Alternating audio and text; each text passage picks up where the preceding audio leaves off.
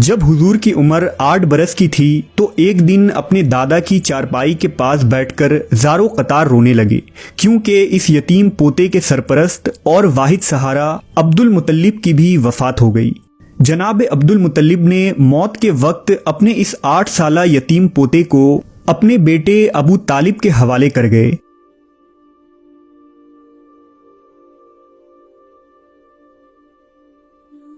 اللہ کی طرف سے رسول اللہ صلی اللہ علیہ وسلم کو یتیم رکھنے کی بہت ساری حکمتیں تھیں۔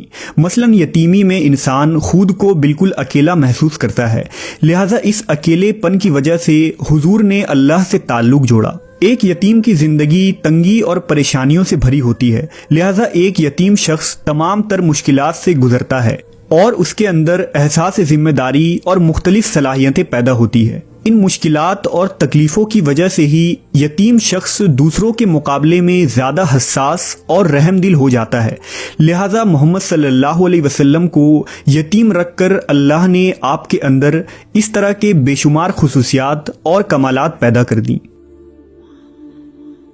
بہرحال اب ابو طالب کی سرپرستی میں حضور کی زندگی کا نیا دور شروع ہوا۔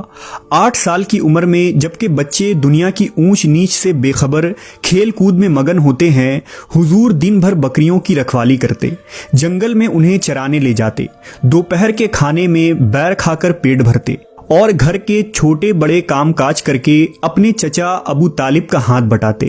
اگرچہ جناب ابو طالب نے کبھی بھتیجے اور اپنے بچوں کے درمیان فرق نہ کیا اور دونوں میاں بیوی نے حقیقی بیٹے کی طرح حضور کی پرورش کی۔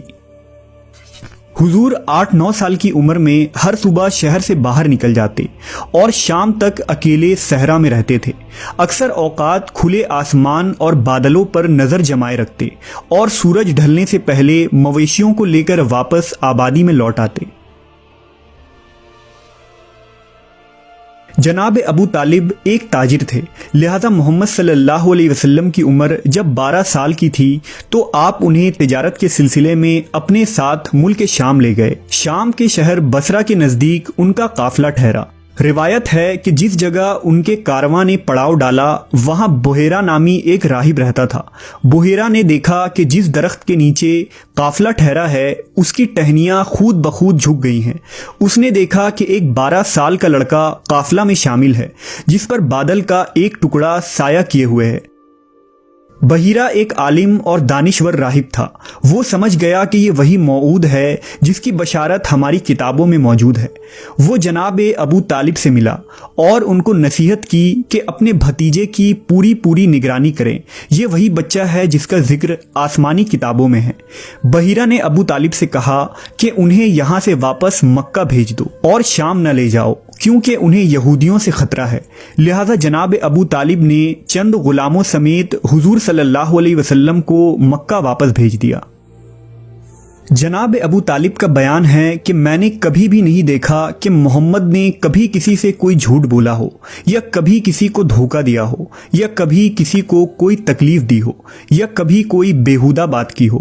حضور ہمیشہ خوش اخلاق، نیک اتوار، نرم گفتگو، بلند کردار اور اعلیٰ درجہ کے پارسا اور پرہیزگار رہے۔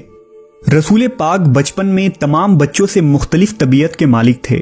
آپ میں باقی بچوں کی طرح شرارتیں اور شوخیاں نہ تھی، بلکہ آپ بچپن ہی سے اس کائنات کے نظام پر غور و فکر کیا کرتے تھے۔